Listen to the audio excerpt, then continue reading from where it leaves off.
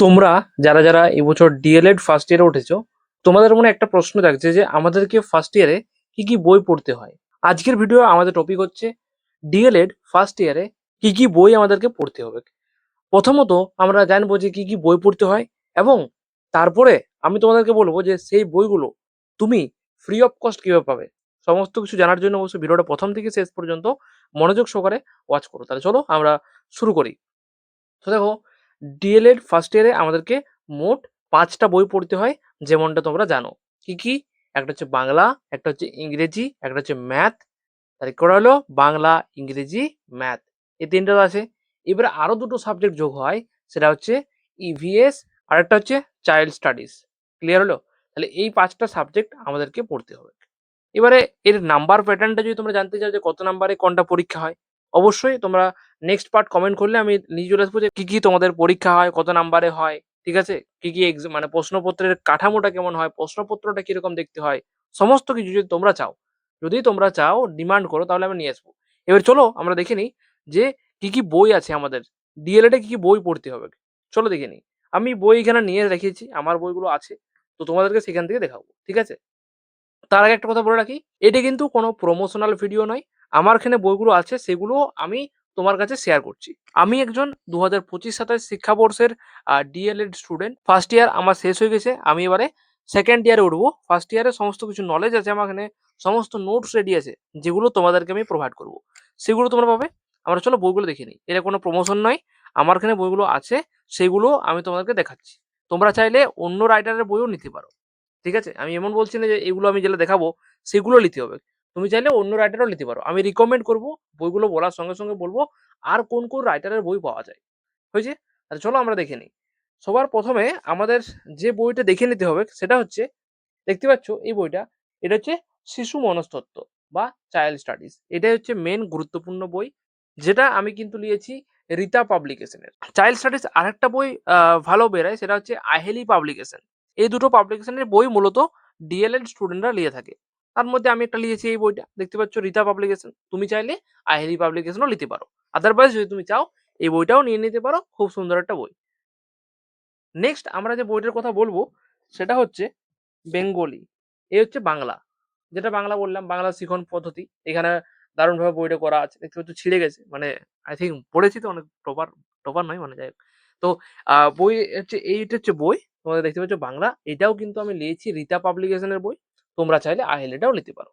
তো কেমন এই বইগুলোর রিভিউ যদি তোমরা দেখতে চাও যে কোন বইটা কিরকম, কি, কি আছে, অবশ্যই তোমরা কমেন্ট করবে। আমি সমস্ত রিভিউ তোমাদেরকে দিয়ে দেবো। আর তাছাড়া তো ভিডিওর মধ্যে রয়েছেই যে তুমি কিভাবে এই বইগুলো ফ্রি অফ কস্ট পাবে। এই বইগুলোর দাম কত সেগুলো জানতে চাইলে অবশ্যই নিচে কমেন্ট বক্সে করে জানাতে পারো। আমি তোমাদেরকে সমস্ত কিছু সেই ভিডিওতে বলে দেবো, যেখানে আমি রিভিউ দেবো বইগুলোর। যে বইগুলো কেমন বোর্ডে দেখাবো এবং দামগুলোও বলে দেবো তোমাদেরকে। যদি চাও অবশ্যই নিচে কমেন্ট বক্সে জানাবে।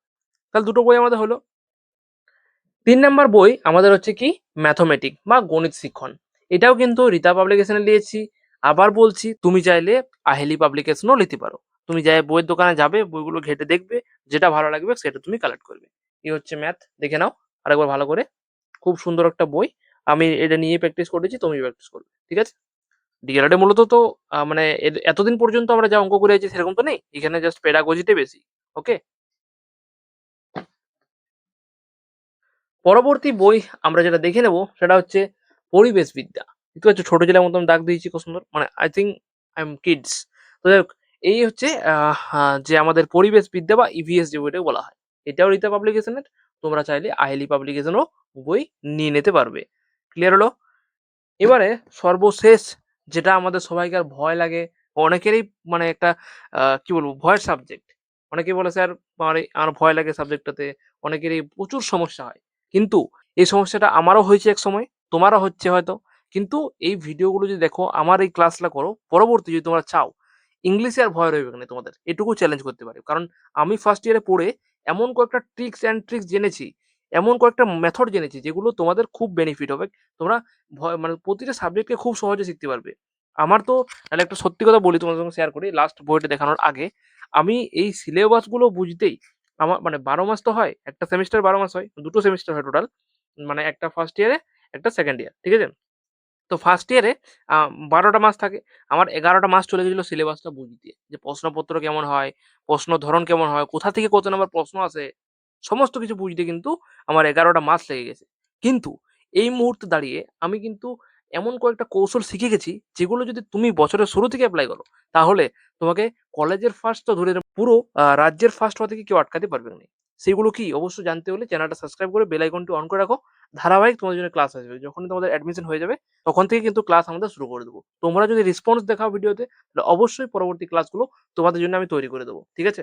এবং আমার যে গোপন নোটগুলো, সিক্রেট নোটগুলো তোমাদের সঙ্গে শেয়ার করে দেবো। লাস্ট বইটা আমরা দেখাচ্ছি, সেটা হচ্ছে ইংলিশ।